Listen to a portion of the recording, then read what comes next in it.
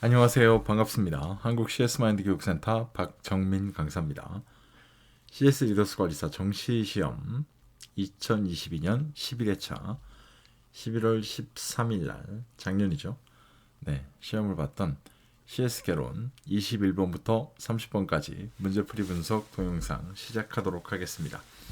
21번입니다. 자, 에드워드 홀, 이건 이제 공간학이라고 저희가 부르는데, 제시한 공간 행동학과 관련해 다음 보기 대화에 가장 적절한 것은 무엇일까요?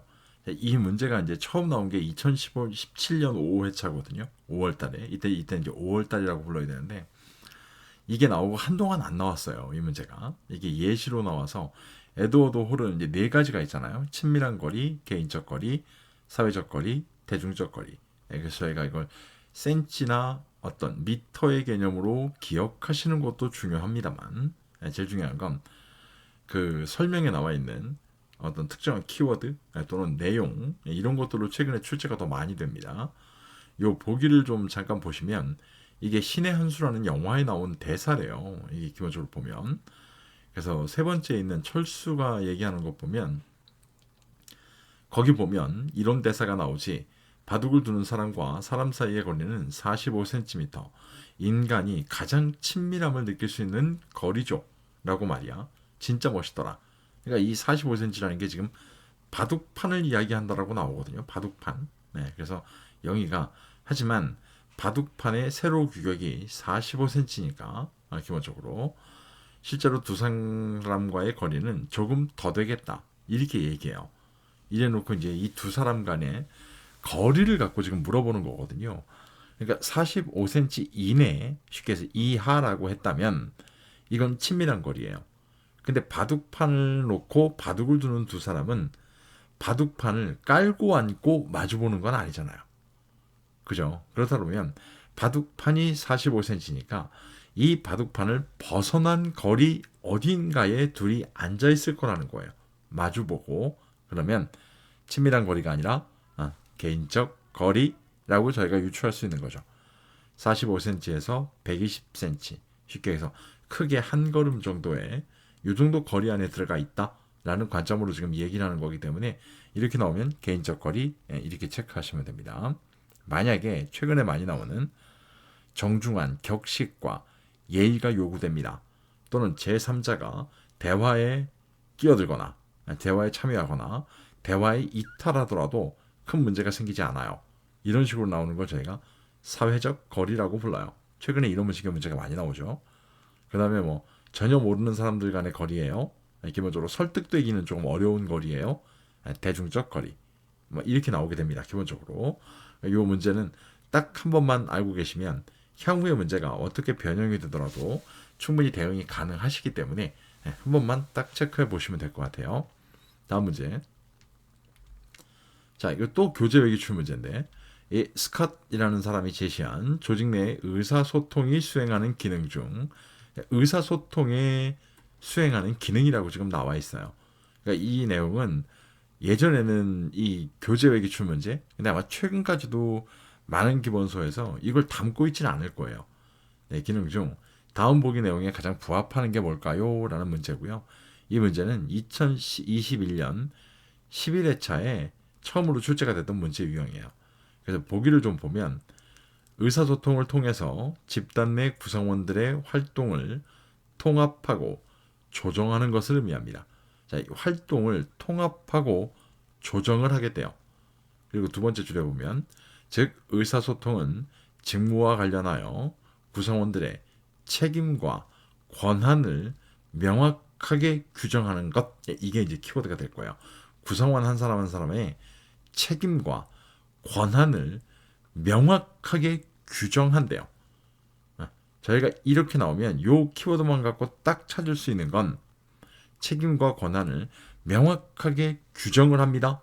라는 걸 딱 보게 되면요. 아래 보기 5개 중에 이미 4개는 포함되지 않아요. 네. 동기부여, 감정표현, 정보 제공, 아이디어 도출. 네, 이건 지금 위에서 말씀드렸던 저 보기의 저 키워드와 연결하면 연결되지가 않아요. 그래서 이 문제의 답은요. 통제라는 거예요. 통제. 이해가세요? 그러니까 이 관점을 좀 기억을 하시면 될 것 같아요. 만약에 자극하고 격려하며 집단 목표 달성에 몰입하도록 유도하는 일을 합니다. 몰입하도록 유도합니다. 동기부여라고 부르고요. 저희가 그죠? 그다음 욕구 불만, 만족감이 표출됩니다. 또는 감정 분출입니다. 이런 게 나오면 감정 표현이겠죠. 보나마나. 그럼 정보와 자료를 교환합니다. 이런 정보 제공이요. 이렇게 아주 간단하게 연결될 수 있는 키워드들이 있기 때문에 구성원들의 책임과 권한을 명확하게 규정합니다. 통제 이렇게 유추하시면 될 것 같아요. 딱 기억하세요. 이 문제는 교재외 기출 문제입니다. 다음 문제. 교류 패턴 분석과 관련해 다음 보기 내용에 해당하는 교류의 유형은 뭘까요? 이 교류 패턴 분석 문제에서 아주 전형적으로 출제되는 대표적인 문제 유형입니다. 저희가 알고 있는. 그래서 구조 분석 이래 가지고 나오게 되는 욕구 이론 이래 가지고 나눠지는 것들과 기본적으로 봤을 때 이 교류 패턴 분석의 내용이 가장 많이 출제가 되죠. 자, 그럼 보기를 좀 볼까요? 상대방의 하나 이상의 자아 상태를 향해서 이제부터 키워드예요.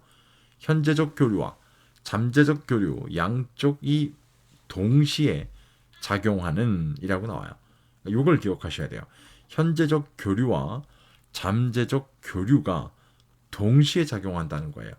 이게 무슨 의미냐면 나에게 한 워딩의 의미와 또 이 워딩에 숨겨진 의미가 이게 동시에 작용한다는 얘기예요.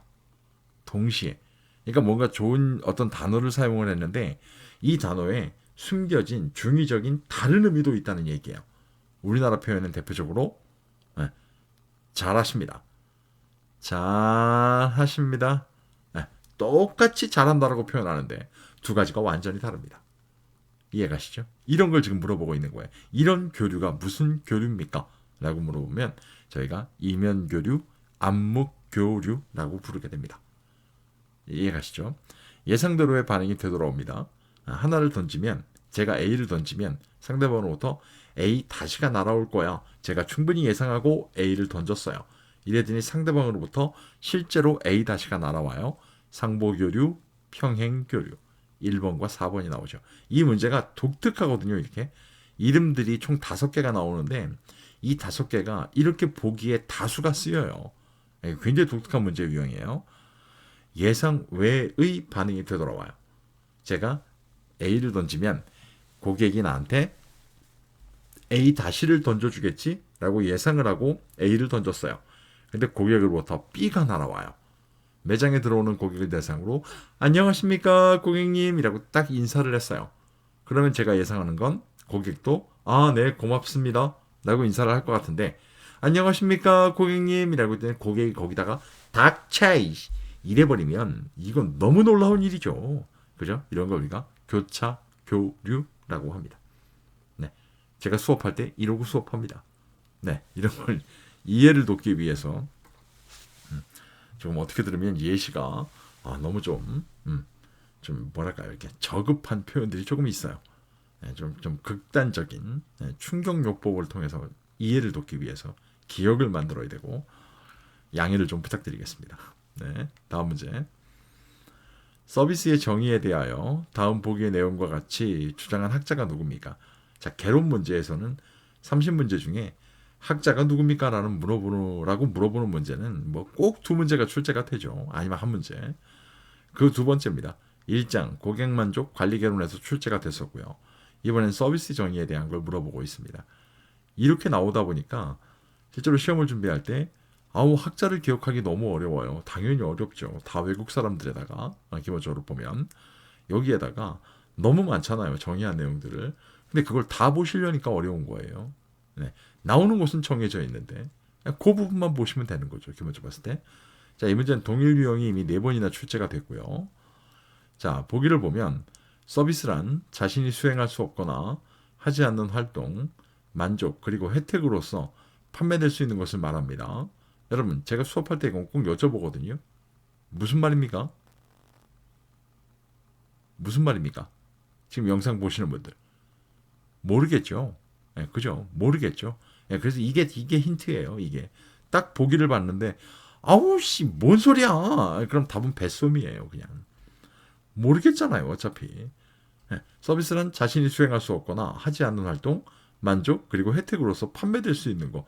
아니, 수행할 수 없다면서 뭐 또 판매를 해. 모르겠죠. 예, 모르겠으면 뱃솜이에요. 그냥 말 하나 많아요. 이걸 왜 이렇게 설명을 하느냐, 강사가 성의 없게. 한 가지예요. 다른 학자들은요, 전부 다 이 서비스에 대한 정의를요, 서비스를 받고 있는 대상자인 고객의 관점으로 정의를 하거든요. 근데 이 사람만 지금 서비스 제공자의 입장으로 정의를 해요.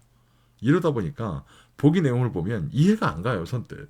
다른 학자들의 내용을 봤을 때는 충분히 다 고객의 입장이니까 이해를 하겠는데 키워드가 있고, 근데 이거는 지금 보기를 보시는 것처럼 무슨 뭐 키워드를 잡아내기도 그렇고, 물론 여기에서 뭐 혜택으로서 판매될 수 있는 것 이라는 걸 잡으면 됩니다만, 그렇지 않고는 조금 더 쉽게 할 방법이 없을까? 라는 관점으로 봐서 아까와 같은 예를 만든 거예요. 그래서 그냥 이해가시죠? 그냥 보기를 딱 보는 순간 아우 씨, 뭔 소리야 진짜 모르겠네. 패썸. 네, 딱 나옵니다. 답은. 이 문제는 아마 이 영상 보시는 분들은 다시는 안 틀리실 거예요. 아마 이 문제는 틀릴 가능성 자체가 없어요.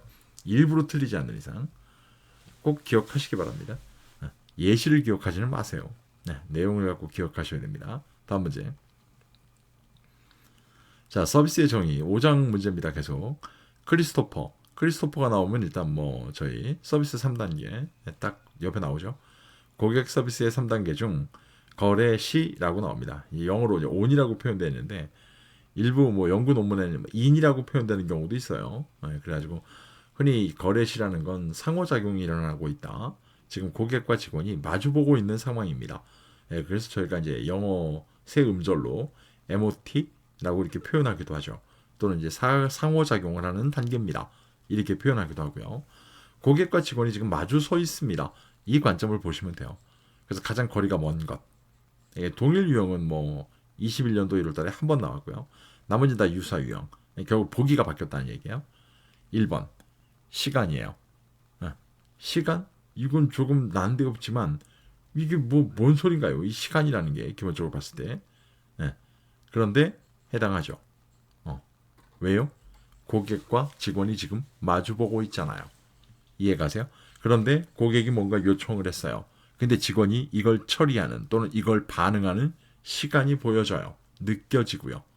이해가세요? 그래서 좀 길어지게 되면 아니 아까 제가 부탁드린 건 안 하시나요? 이런 표현이 나오는 거예요. 이해가시죠? 이건 마주보고 있기 때문에 가능한 거예요. 헷갈리시면 안 되는 거예요. 2번 주문의 편리성이에요. 가서 직원 보자마자 저기요? 저 이걸 주세요. 오케이 알겠습니다. 얼마나 편합니까? 몇 마디 안 해도 되고 상호작용에서 이루어지죠. 제품의 대체성입니다. 저기요? 저 이 모델 사이즈 다른 거 있습니까? 고객님 바로 찾아드리겠습니다. 가능해져요. 그죠? 재고 품질의 수준이에요. 저기요? 저 이거 지금 계산하면 바로 가져갈 수 있나요? 네, 고객님. 저희 지금 여기 창고에 있습니다. 바로 꺼내다 드리겠습니다. 라는 관점들 다 상호작용. 보증, 변경, 수리. 지금 제품 와서 제품을 구매하는 과정인데 거기다가 품질 보증에 대한 걸 보장해 줘봐. 여기다가 이 제품을 다른 걸로 해가지고 수리하고 대체하는 거 이런 것들이 뭐가 있는 거지? 또는 수리 당장 하는 거 보여줘봐. 이런 건 일어날 수가 없잖아요. 네, 그죠? 이런 건 전부 다 저희가 알고 있는 거래 후에 해당하는 내용이죠. 이런 관점으로 보실 수가 있습니다. 선생님들 잘 보시면 제가 왜 여기서 문제를 이렇게 풀었느냐? 암기하지 마시라는 거예요. 암기하지 마시라는 거예요. 네, 어떻게든지 간에 암기를 피해 가셔야 돼요. 네, 그 두꺼운 기본서를 다 기억한다라는 건 너무 비효율적이에요. 이러다 보니까 어떻게든지 간에 암기를 피해갈 방법을 보여드리려고 지금 하는 거예요. 이해가시죠? 그런 관점으로 이해를 하셔야 됩니다. 이렇게 문제를 해결하는 방법도 분명히 존재한다는 걸 알고 계셔야 돼요. 자꾸 연습이 되셔야 되고 다음번 뭐 다른 동영상에서 이와 비슷한 문제가 나왔을 때 한번 적용해 보세요. 이런 관점으로 해서 다음 문제.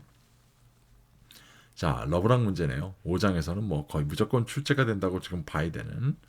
근데 이 문제는 특이하죠. 지금 그 화면을 딱 보시게 되면 러브락이 제시한 다차원적 서비스 분류 중 다음 도표의 형태를 지닌 분류 유형은 뭘까요?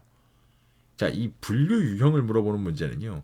결국은 이 러브락이 나눠놓은 다차원적 서비스 분류는 5가지의 이제 분류 기준으로 표시가 되고 있는데 그 5가지 중에서 이렇게 분류 명칭을 물어보는 문제는 딱 2군데서밖에 나오질 않아요. 반복적으로 나오기 때문에 이 문제는 동일 유형이 20년 9월 달에 나왔고요. 9회차에. 자, 여기서 보면 저희가 뭘 보셔야 되느냐.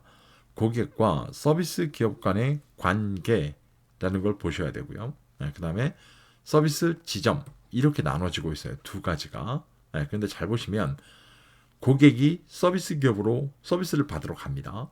반대는 서비스 기업이 고객한테 찾아가요. 그리고 서비스 지점에 보면 단일 입지, 그 동네에 딱 한 군데밖에 없어요. 복수 입지, 그 일정 지역에 여러 군데에 서비스 받을 수 있는 곳이 있어요. 자, 이렇게 된다는 관점을 보면 꼭 고객이 기업을 찾아가야 돼. 아니면 저 기업은 우리한테 찾아와. 라는 관점으로 보면 뭐에 따른 분류일까요? 아주 간단하게.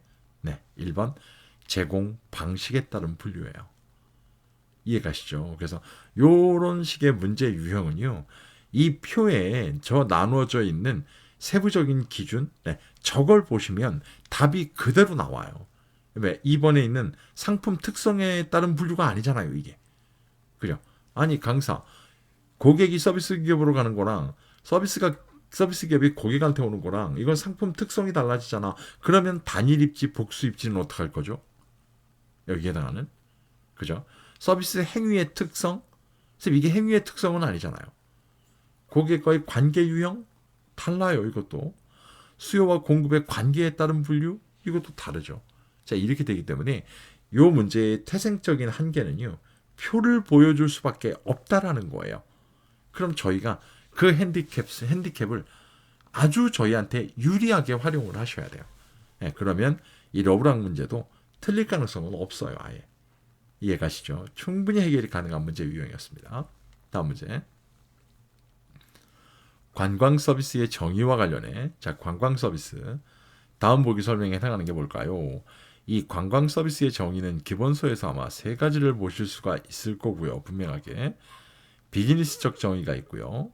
또는 뭐 구조적 정의가 있고요. 기능적 정의가 있고 이렇게 3가지로 나눠져요. 그럼 그 3가지 중에 한 가지를 지금 물어보고 있는 거예요. 그럼 보기를 좀 볼까요?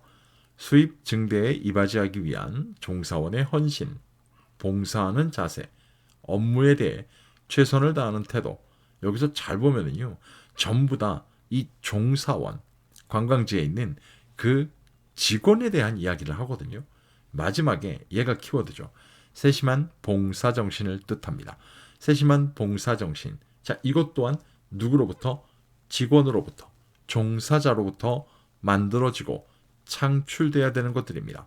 자, 이렇게 정의한 거를 저희 아까 말씀드렸던 3가지의 정의 중에 뭐라고 부릅니까? 기능적 정의라고 부르게 됩니다. 세심한 봉사정신이라는 딱 키워드를 가지고 기능적 정의. 만약에 가치를 낳는 지식과 행위의 총체입니다. 이렇게 표현하면 비즈니스적 정의. 무형의 행위 또는 무형 편익의 실체입니다. 이렇게 나오면 구조적 정의. 이렇게 구별하시면 되죠. 3가지에 대한 거. 관광 서비스의 정의에 관련된 문제 유형은요. 요 3가지를 갖고 이제 물어보는 문제 유형이기 때문에 요 문제도 어떻게 보면 딱 픽스가 됐어요. 이제는. 이해가시죠? 더 이상 변형에 대한 스타일들이 새롭게 출제되는 경향이 아직은 없기 때문에 이 관점을 기억하시면 됩니다. 다음 문제. 6장입니다. 알더퍼가 제시한 ERG 이론. 아시겠지만 ERG 이론은 매슬로우 욕구 5단계를 피라미드 형태로 그렸을 때 하부에 있는 2가지, 중간에 있는 3가지, 상위에 있는 2가지를 나눠서 생존, 맨 밑에 있는 2가지를 생존, E, 가운데 있는 3가지를 관계, R, 상위에 있는 2가지를 성장, G, 이렇게 가지고 나눈 거죠. 그래서 ERG론이라고 불러요. 인간의 사회생활과 관련된 매슬로우의 욕구 5단계 중, 잘 보세요. 존경, 사회, 안전, 이게 이제 피라미드 형태로 보면 밑에서부터 이 낮은 욕구부터 거꾸로 돼야죠. 안전의 욕구, 사회적 욕구 또는 소속의 욕구, 뭐 사랑과 애정의 욕구, 존경의 욕구. 그런데 여기서 힌트는 제가 앞에서 분명히 딱 벌써 말씀드렸거든요.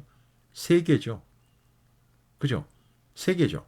지금 물어보는 게 세 가지가 지금 포함하고 있다잖아요. 세 가지가 아까 포함된 게 뭐라고요? R. 그러면 관계 욕구 이렇게 찾으시면 돼요. 그래서 제가 아까 이 생존은 2개, 관계는 3개, 성장은 2개 이렇게 말씀을 드렸던 거예요. 이해가시죠? 그러니까 문제를 풀 수 있는 가장 손쉬운 방법이라는 게 이미 존재하고 있다는 거예요. 이것도 똑같이 암기까지 할 필요 없죠. 왜 그러냐면 저 매슬로우 욕구 5단계의 2가지, 3가지, 2가지는 이미 제시가 될 테니까요. 이해가시죠? 그 관점으로 체크하고 보시면 돼요. 다음 문제.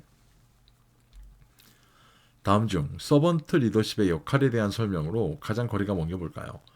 자, 이 문제 유형은 잘 보시면은요. 서번트 리더십 그러면 일단 뭐 이퀄 관계 해가지고요. 딱 떠오르셔야 될 단어는 봉사예요. 봉사. 봉사의 관점이에요.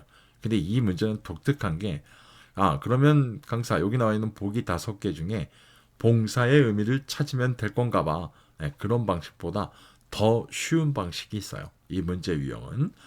동일한 문제가 4번이나 출제가 됐고요.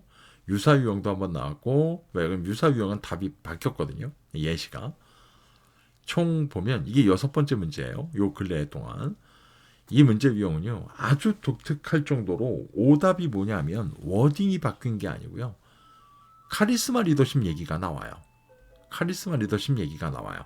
여러분 지금 영상 중에 이상한 소리, 벨소리가 들어가는 건 저희 집에 누가 왔다는 얘기예요. 네, 저희가 뭐 편집을 안 하고 날 것 그대로 방송하다 보니까 양해를 바랍니다. 5번 지배성에 대한 강한 욕구는 리더가 부하들에게 영향력을 행사할 수 있도록 동기화시키는 역할을 합니다. 이게 바로 카리스마 리더십 이야기니까요. 이해가시죠? 이렇게 보면 5번이 답입니다. 그래서 다시 한번 기억하세요. 서번트 리더십 역할에 대한 설명, 이 문제 유형은요. 항상 오답은 꼭 아셔야 되는 게 카리스마 리더십 이야기가 나온다는 거예요. 이해가시죠? 1번, 2번, 3번, 4번은 아예 제가 지금 읽지도 않았어요. 왜 그러냐면 이 문제 스타일로 고정되어 있기 때문입니다. 이해가시죠? 기억하시기 바랍니다. 자, 개론 마지막 문제입니다. 1장 문제고요. 다음 보기 중 귀인 이론의 외적 귀인에 해당하는 내용을 찾아 모두 선택하세요. 이 귀인 이론의 이 외적 귀인에 대해 찾으세요. 이 문제 유형은 참 쉽지 않아요, 보면. 근데 이게 동일한 문제가 이제 22년 3월, 20년 9월 이렇게 출제가 됐었는데요. 일단 여기에서 외적 귀인이라고 한다면 어떤 뭐 원인의 어떤 이 결과를 보고 그 원인이 저 상대방의 예를 들어서 바깥 환경에 있다라는 거예요. 바깥 환경에 있다. 이렇게 이해를 좀 하셔야 되기 때문에 실제로 여기에서 보면은요. 나, 운수, 다, 기분, 마, 선호도 이게 답으로 나와요. 이게 2번으로 나오는데 여기서는 꼭 한 가지 말씀을 드려야 돼요. 다음번 시험에 출제가 됐을 때도 아마 기분이라는 게 여기다 포함될 거냐? 이거는 미지수예요. 아마 그렇게 되지 않을 가능성이 높아요. 왜 그러냐면 여러 연구 자료를 보면은요. 이 한글로 쓰여진 저 기분이라는 단어 자체가요. 이게 내적 귀인에 포함된 경우도 굉장히 많아요. 네. 이렇기 때문에 저 기분이 영어로 표시가 될 때는 구분이 되거든요. 근데 이렇게 한글로 써놓게 되면 저게 내적 귀인, 외적 귀인인지 이 구분이 명확하지가 않아요. 이렇기 때문에 아마 이 이후의 시험부터는요. 저 기분이라는 게 아마 보기에서 빠질 가능성이 있어요. 네. 이렇기 때문에 외적 귀인이라고 문제에서 물어보면 지금 어떤 결과의 원인이 그 사람의 또는 어떤 뭐 물건은 아니겠죠. 그 사람의 바깥 환경, 그 사람을 둘러싸고 있는 환경에서 그 원인을 찾을 수 있는 거야. 이렇게 보시면 해결이 가능한 문제 유형이었습니다. 이렇게 보시면 될 것 같고요. 21번부터 30번까지는 지난번 뭐 11번, 20번 영상보다 좀 길죠, 시간이. 왜냐면 여기서는 좀 설명이 돼야 됐고 좀 답을 찾아가는 과정들 이런 것들. 왜 암기만 하면 풀 수 있는 문제인데 그걸 암기하지 않고 푸는 방법들을 보여드렸기 때문입니다. 이해가시죠? 그 관점으로 보시면 되고요. 이 영상만으로 난 충분히 이해가 됐다라고 하면 천만 다행인 거고요. 추가적인 자료가 난 필요해. 그러면 뭐 책 카페 오세요. 네, 네이버에 있는 카페고요. 뭐 가입한다고 무슨 돈 내는 거 아니니까요. 박정민 강사를 검색하셔도 되고요. 챕터별 기출문제 분석 솔루션. 뭐 분명히 말씀드리지만 나는 단 한 번에 돈 추가적으로 안 들이고 한 번에 붙고 싶어요. 근데 공부할 시간이 없어서 나는 기본적으로 한 문제 한 문제 풀면서 보기가 어려워요. 그러면 읽어보시기만 하면 돼요. 읽어보시기만 하면 돼요. 그럼 뭐 페이지가 얼마나 되죠? 페이지는 뭐 거의 800페이지를 넘어가요. 그거 언제 다 봐요? 소설책 보도 보시면 돼요. 왜 그러냐면 반복적으로 문제가 나올 거기 때문에 그렇게 구성되어 있어요. 해당 챕터마다 문제 출제됐던 걸 그대로 선생님 분류해 놓은 거기 때문에 기본서의 재학습, 오답 노트의 작성 다 필요 없어요. 읽어보시기만 하면 돼요. 그래서 합격 불합격의 전제 조건은 놀랍게도 볼 수 있느냐 없느냐의 차이일 뿐이에요. 네.